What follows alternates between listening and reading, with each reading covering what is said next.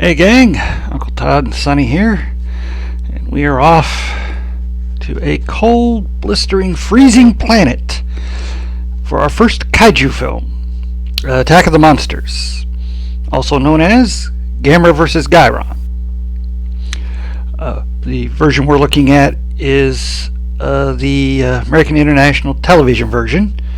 That's the version that was got the American rights from Dai.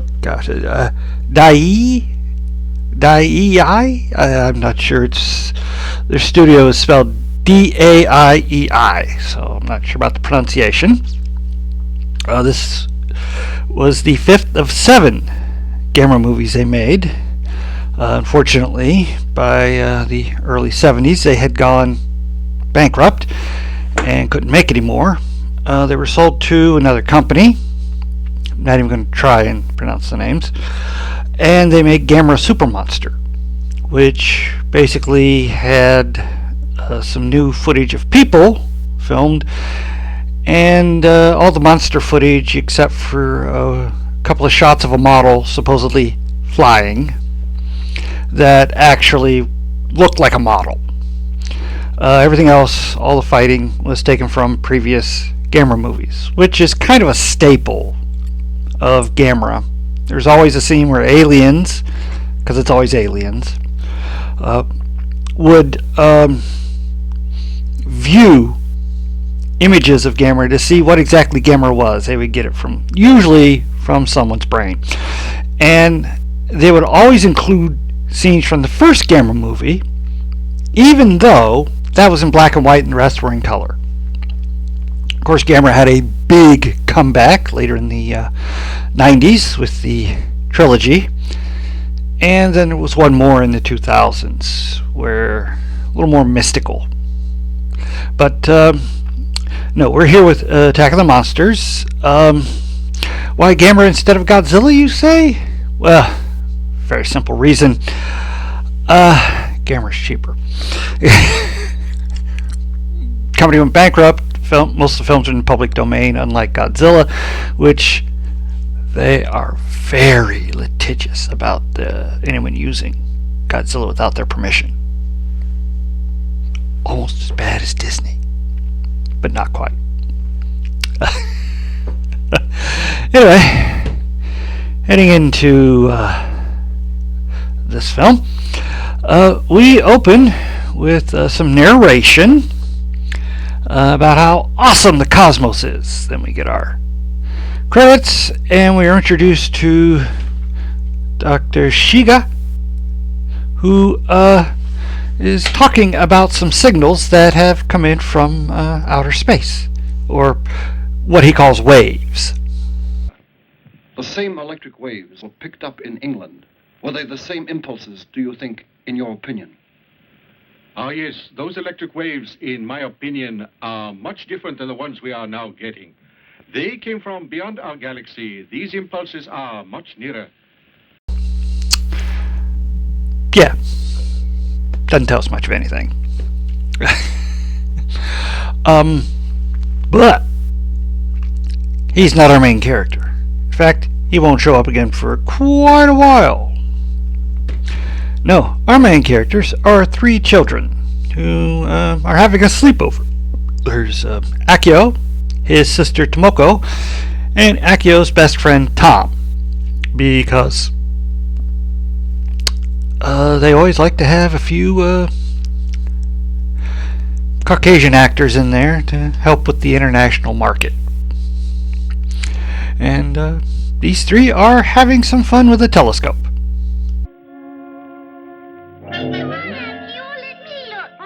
I'm sure it's a spaceship. Yeah. I can't see it. It came down in the woods across the river. Akio, let's go find it. Okay, let's go. Wait, take me too. Of course, their mother, Akio's mother, catches them trying to sneak out and tells them it's time for bed. Don't give me any ridiculous stories about flying saucers and spaceships. So they put it off till the morning, where they sneak out and for whatever reason try and pull a prank on local officer Hondo.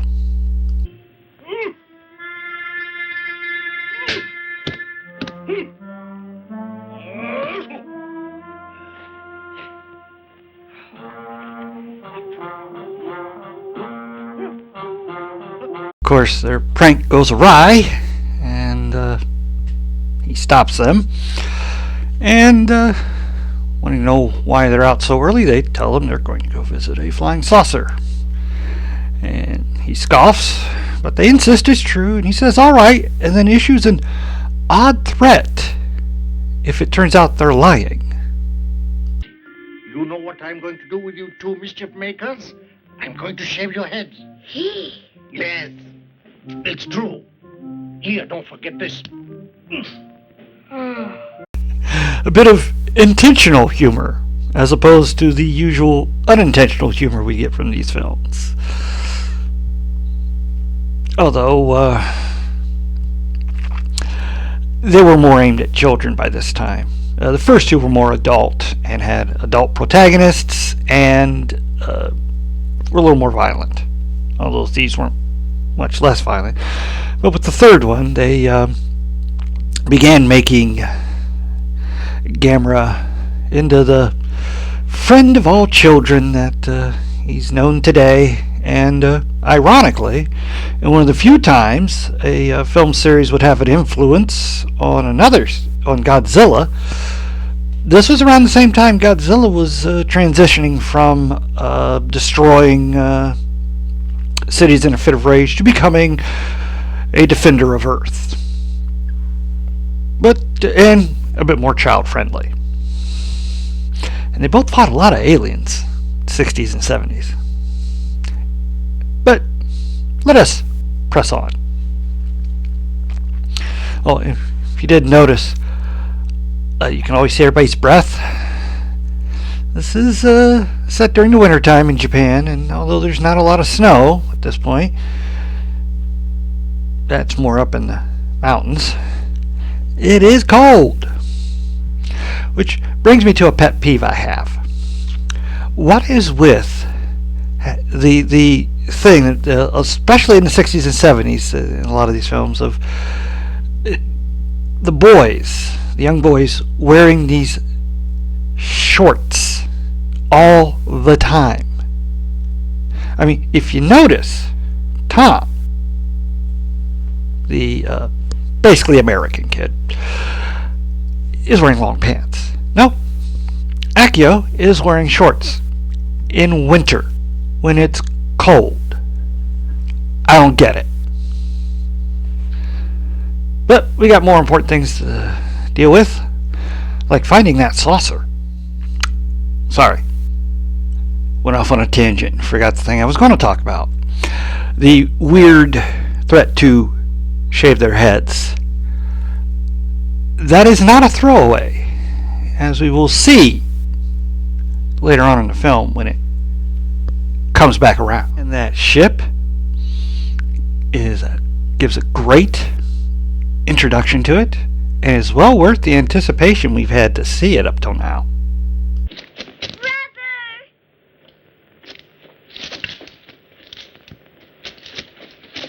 What is it?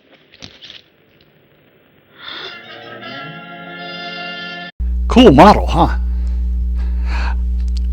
Where do you see it superimposed? Aren't there spacemen on it? There could be inside. Akio, let's go in. Sure. No, I'm scared. I don't want to go in. Scaredy cat. Tomoko proves to be the smart one, because as soon as those two get into the ship, they start pushing buttons and playing around, and the ship takes off. And they're a little scared, but they're enjoying it until they hit a meteor storm. Oh, they're on our course. A meteor. We'll be hit. It's terrible. It's heading right for us. Change our course. Tom, I can't. The controls aren't right. We're going to be hit then. Looks like their only hope is a Dos Machina moment.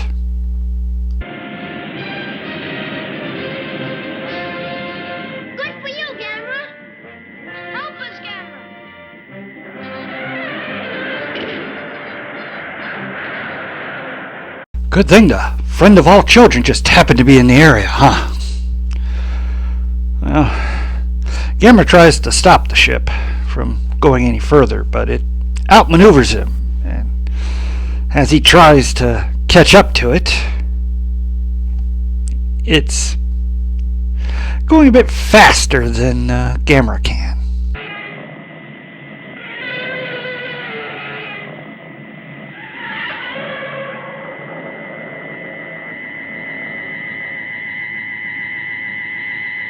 Looks like Akio and Tom are in real trouble.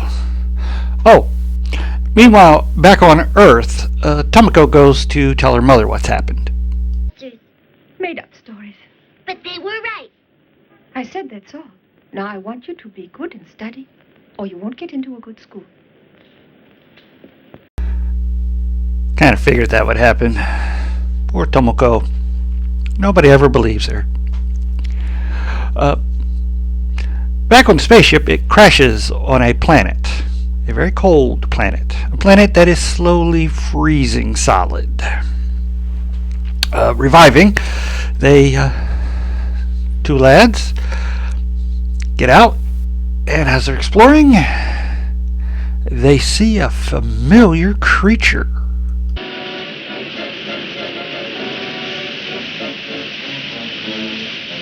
It was Gaius. Well, the monster looks like Gaius. Still, he's a different color. An outer galaxy Gaius. Sure, that's as good a name as any. Originally, the filmmakers had planned to have a new monster called, I believe, Mongo. But even at this point, they were having financial trouble, and they couldn't afford 2 new monster suits. So they took the Gaius suit and painted it silver. Problem solved. But now we get introduced to our Ginzu-headed title character, Gairon.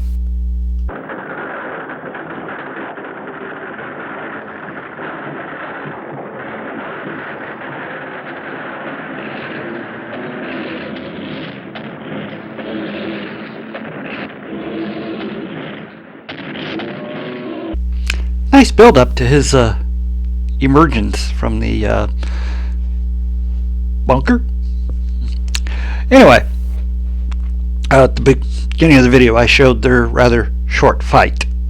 Well, short in this version. In the Gamma versus Gairon version, which if you are fans of Mystery Science Theater, you've seen that version instead of this one. We have, after Gairon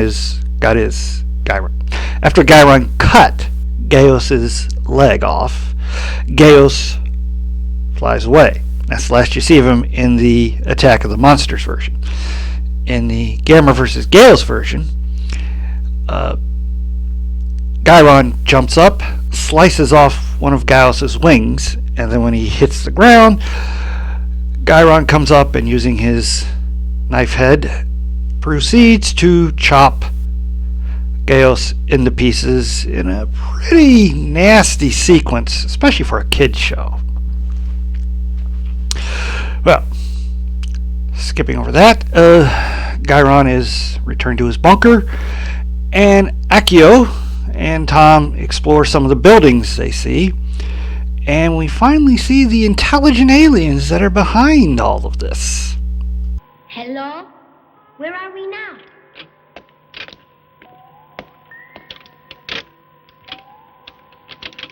Can't you tell us your identity?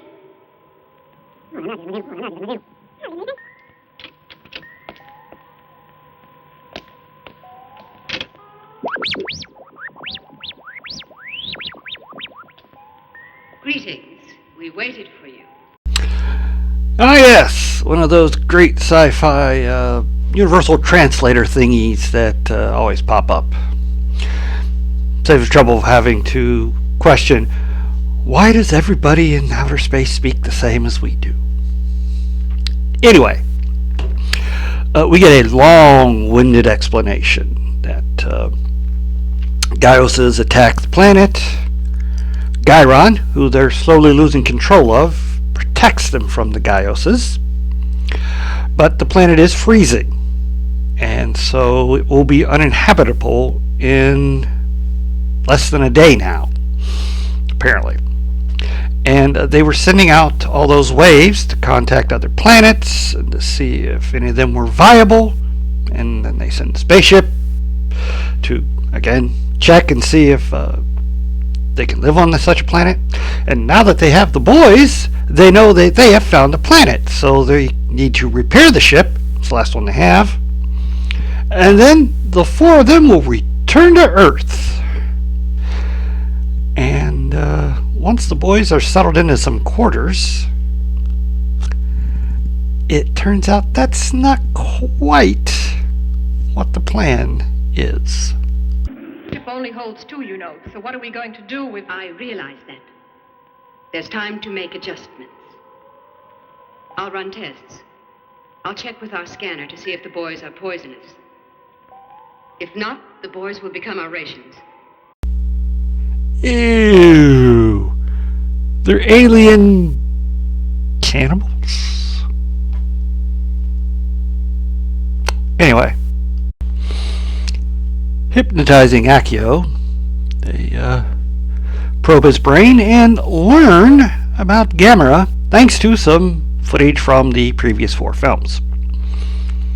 Back on Earth, when Tom's mother shows up to pick him up, because, you know, as his own family, he's not there.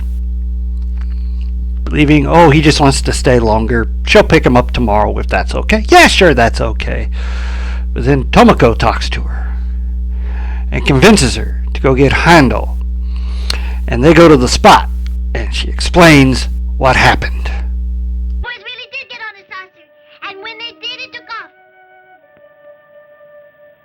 No, dear. Don't you think that is the truth? Of course. I know it.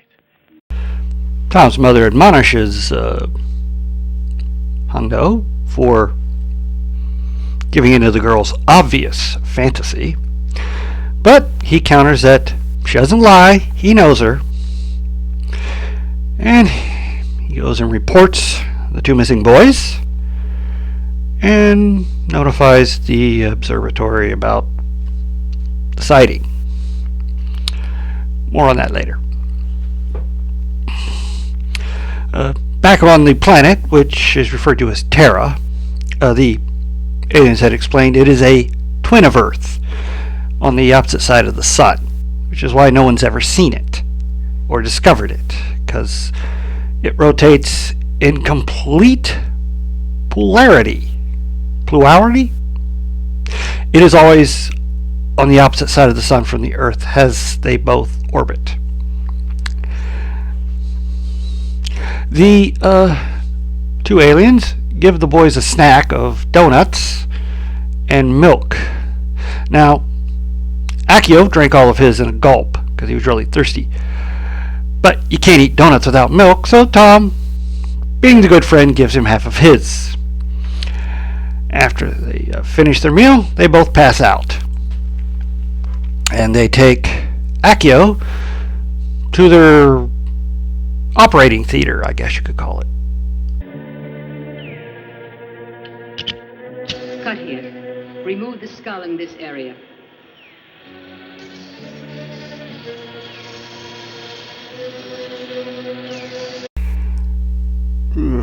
They've shaved his head so they can cut the skull open and eat his brain, thereby learning everything they need to know about Earth, apparently. Looks like we need another Dos Ex Machina moment.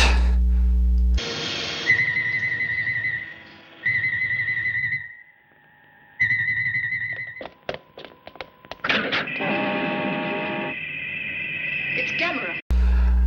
Finally, he's here, and we're going to have a big battle. Well, prelim battle, let's say.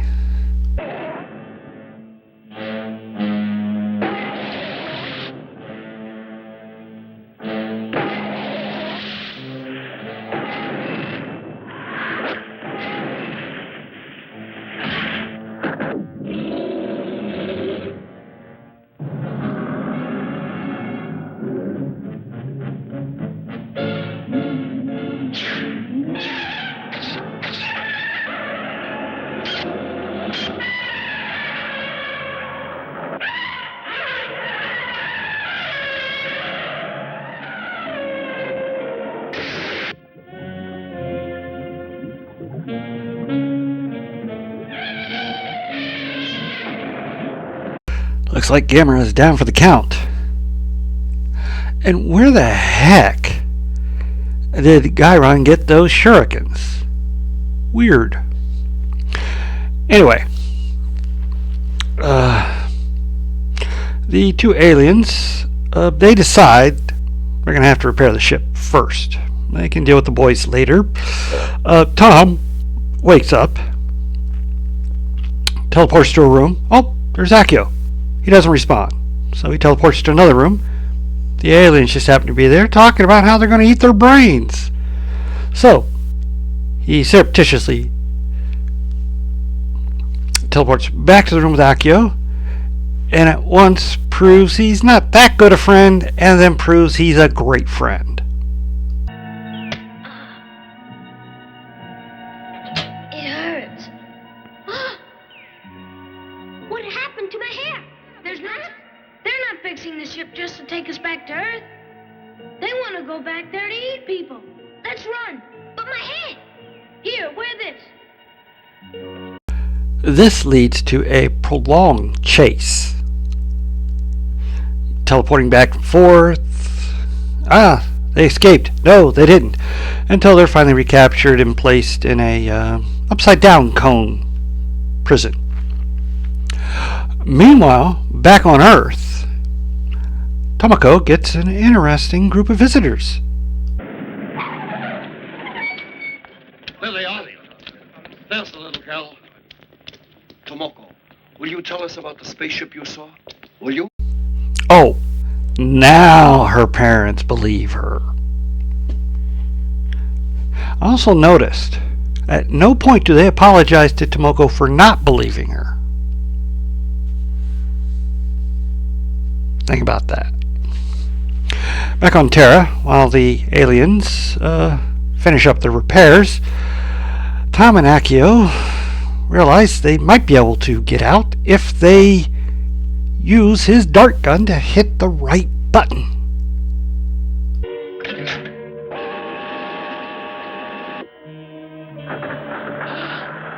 That's peculiar.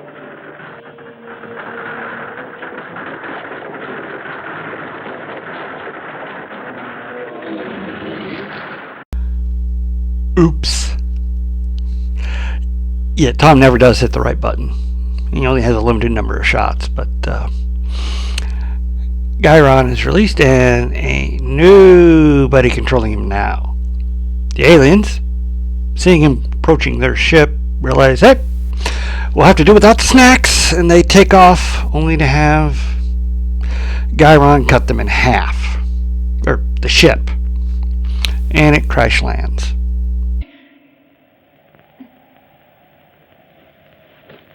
Robella! You know the rules of our planet. Those who are useless have to go. It's the only solution.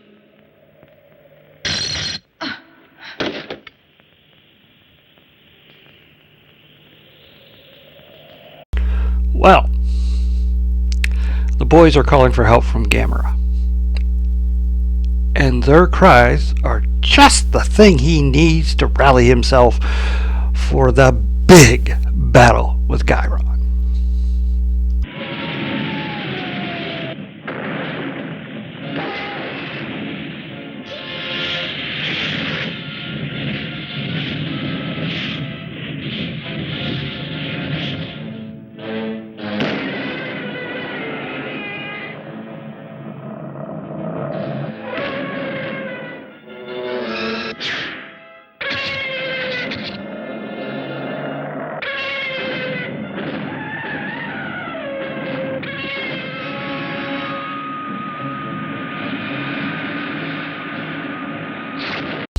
Well, all that fun stuff was happening.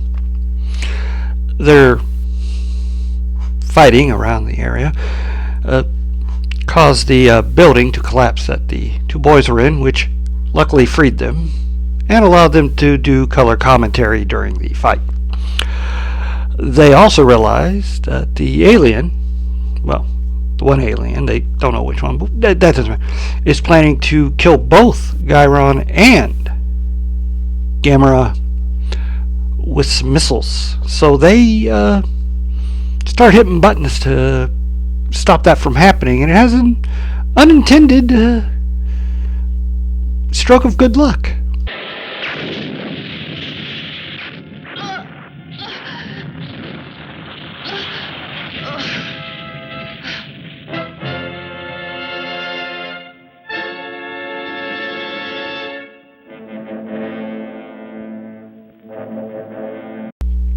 And as for Gairon and that second missile, Gamera uses a little strategy to take care of both.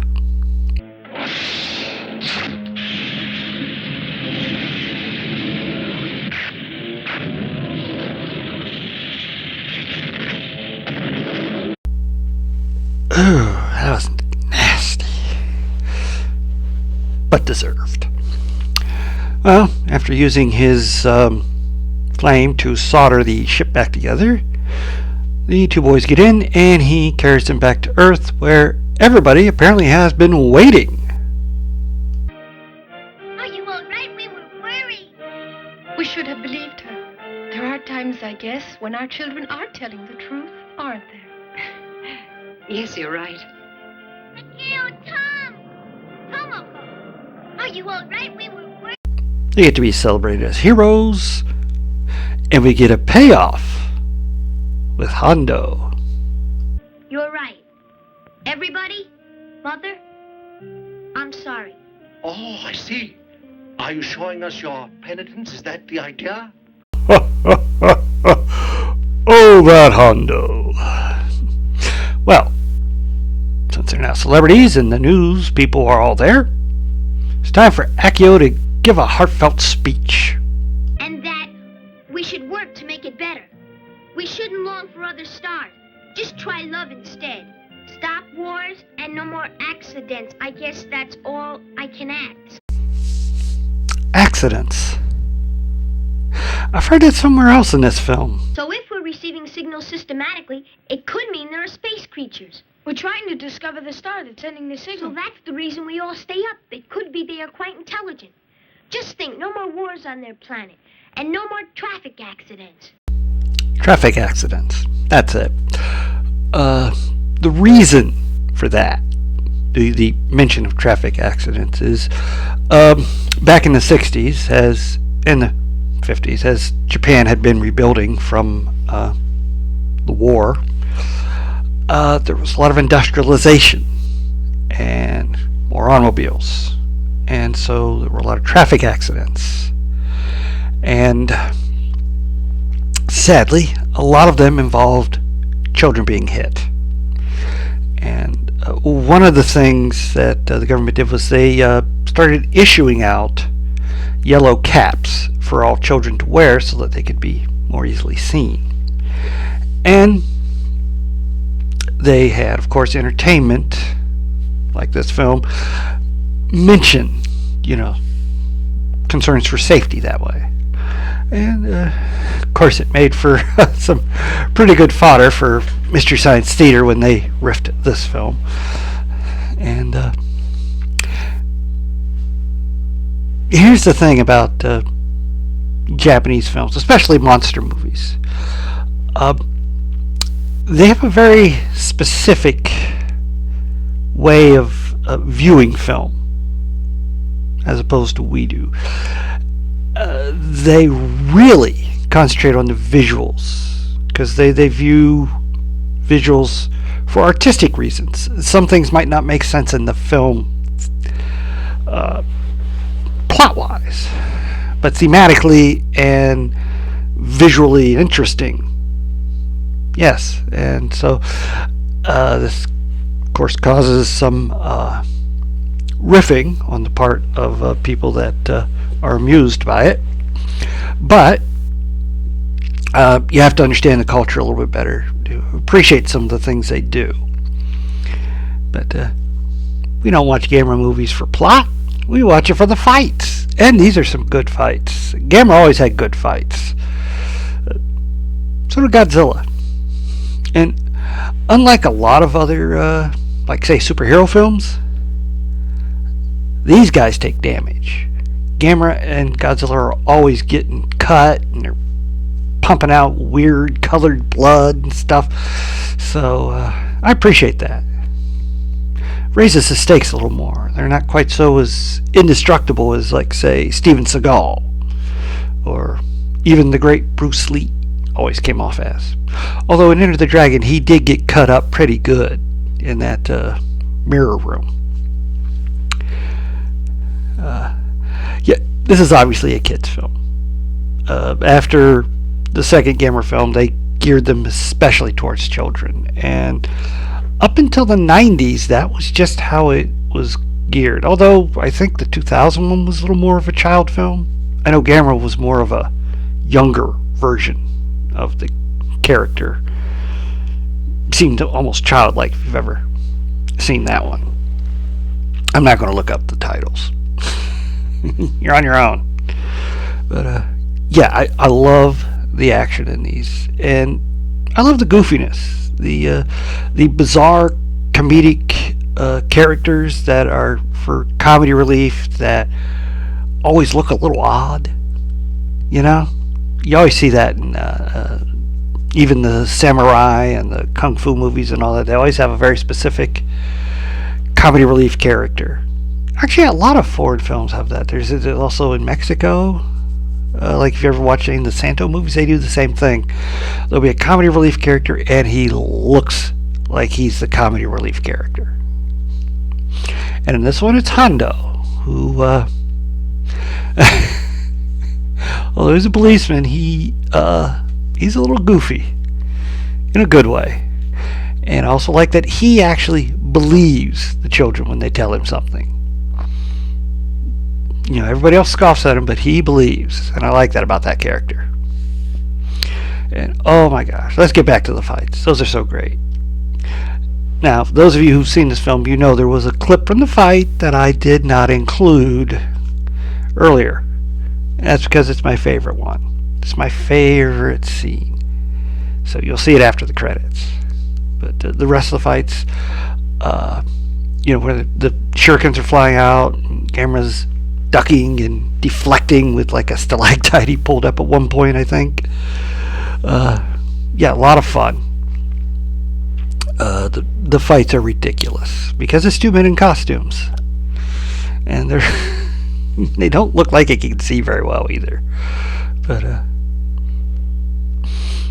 yeah, there's not much really. You can't really criticize a Gamera film. It's its own thing. You just have to sit back and enjoy the nonsense. And hey, who wouldn't want two attractive aliens like that wanting to eat your brain? Nah. It might not be much, but it's still my brain. Anyway, not much else to say about the film. It's a hoot, as they used to say. Please hit like, share, and subscribe, and stay after the credits for my favorite scene.